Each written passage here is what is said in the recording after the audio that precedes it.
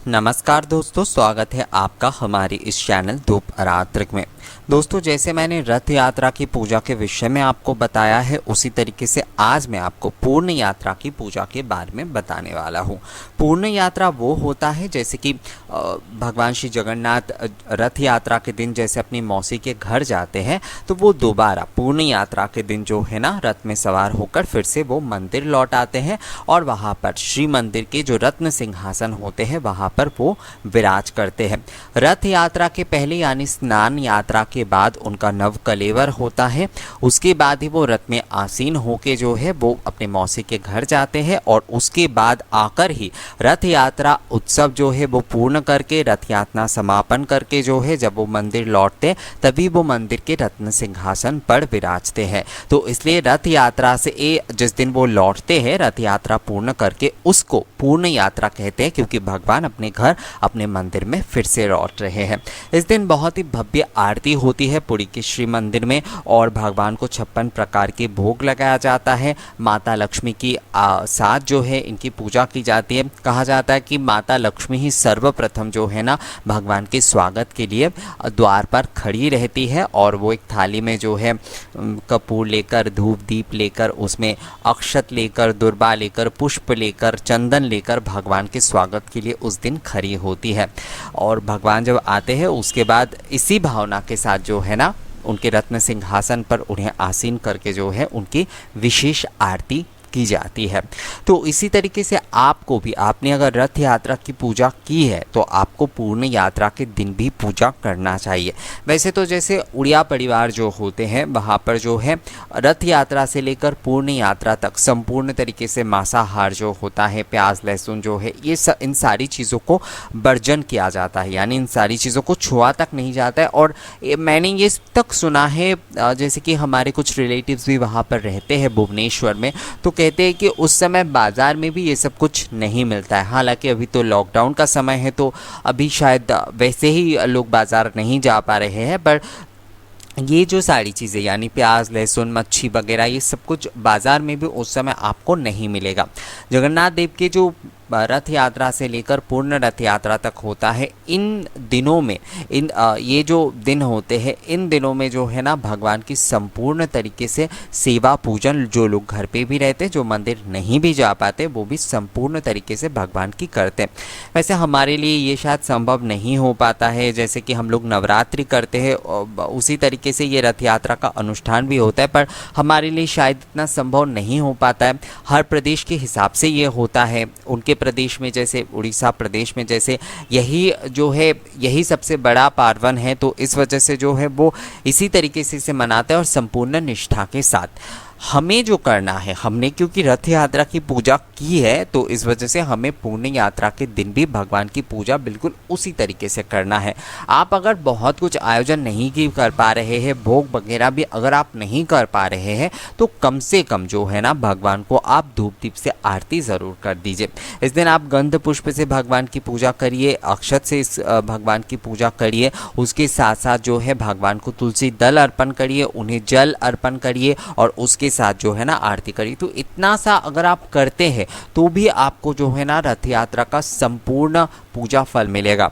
बहुत सारे लोग रथ यात्रा के दिन पूजा करते हैं पर वो पूर्ण यात्रा के दिन पूजा नहीं करते हैं। यहाँ पर मैं एक बात आपको और कह देता हूँ दोस्तों, जो लोग जगन्नाथ जी, बलराम जी और सुभद्रा जी के फोटो रखकर जिन्होंने पूजा की है उन्हें तो ये पूजा करना ही है। साथ में जिन्होंने लक्ष्मी नारायण की पूजा भी रथ यात्रा के दिन किए है ना, उन्हें भी जो है पूर्ण यात्रा के दिन पूजा करना ही चाहिए। कोशिश करिए इस दिन जो है मांसाहार और ऐसी जो भी नॉनवेज तरह की चीज़ें हैं वो सब ना खाने की। पूरे घर पे जो है ना आप धूप और कपूर की सुगंध करिए और भगवान को कम से कम 2 बार आप धूप से कपूर से आरती ज़रूर करिए। बहुत सारे लोगों का ये एक तरीका होता है जो मैं बहुत समय देखता हूँ कि वो बस एक पूजा उन्होंने कर ली, यानी कि एक दिन की पूजा कर ली, उसके बाद के जो भी सारे पूजा है ना वो मंदिर भेज देते। तो मेरा मानना है आप घर पे जितना कर पाए, संक्षिप्त में ही कर पाए, आप उसी तरीके से संकल्प ले और उसी तरीके से आप पूजा करें। ये कोई शॉर्टकट नहीं होना चाहिए कि हमने घर पे एक दिन पूजा कर ली तो बस हमारी ड्यूटी ख़त्म हो गई, अब मंदिर में हम बस फूल वगैरह धूप वगैरह भेज देंगे तो पंडित जी वहाँ पर पूजा कर लेंगे और हमें पुण्य मिलता रहेगा। ऐसा नहीं होता है दोस्तों। भगवान के साथ जब आपने एक संबंध जोड़ा है, उनके पूजा के आपने एक संकल्प लिए है, भगवान के आप जितना भी थोड़ा सा भी अगर सेवा कर पाते हैं ना, तो वो आपका सौभाग्य तो है ही, और साथ में जो है ना आपका पुण्य जो है वो भी संपूर्ण करता है। हम लोग ऐसी भावना रखते, बहुत सारे आयोजन के साथ पहले की पूजा करते, उसके बाद की कोई पूजा जो है वो शॉर्टकट में करने की कोशिश करते। तो आप जितना कर सकते हैं, आप जैसे कर सकते हैं, आप उसी तरीके से संकल्प लें। आपको कोई बहुत बड़े आयोजन की ज़रूरत नहीं है। भगवान सामग्री नहीं देखते हैं, भगवान भावना देखता है। आप प्रतिदिन उनके केवल धूप से पूजा करिए, उन्हें एक पुष्पमाला पहना दीजिए, भगवान उससे ही प्रसन्न हो जाते हैं। तो इस वजह से हमेशा भक्तिपूर्ण पूजा होनी चाहिए, ना कि आडंबरतापूर्ण। लोगों को दिखाने के लिए आप आडंबर कर रहे हैं और उसके बाद आप उस पूजा को ही कंटिन्यू नहीं कर पा रहे, ऐसा नहीं होना चाहिए। बहुत सारे लोगों को मैंने इसलिए कहा क्योंकि मैं देखता हूँ रथ यात्रा की पूजा के बाद वो पूर्ण यात्रा के दिन बस मंदिर में जाकर वो थोड़ा देकर आते, कहते कि पंडित जी को दे दिए, वो उन्होंने पूजा कर ली। तो ऐसा क्यों होगा? ऐसा बिल्कुल नहीं होना चाहिए। आप घर पे ही भगवान की जितनी भी सेवा कर पाए आप ज़रूर करें। आप धूप से कपूर से ही केवल आरती कर पाते हैं, आपके पास दूसरे चीज़ों की समय नहीं है। और हाँ, बहुत सारे समय क्या होता है, हमें घर के भी काम रहते हैं, हम घर पे रहते हुए भी बहुत कुछ नहीं कर पाते हैं पूजा की। ये मेरे विषय में भी होता है, मैं किसी को दोष नहीं देता हूँ इस बारे में। बहुत सारे मुझे कई काम होते, तो सच में उस समय आयोजन करना और उसमें थोड़ा मन को बांध के रखना थोड़ा मुश्किल हो।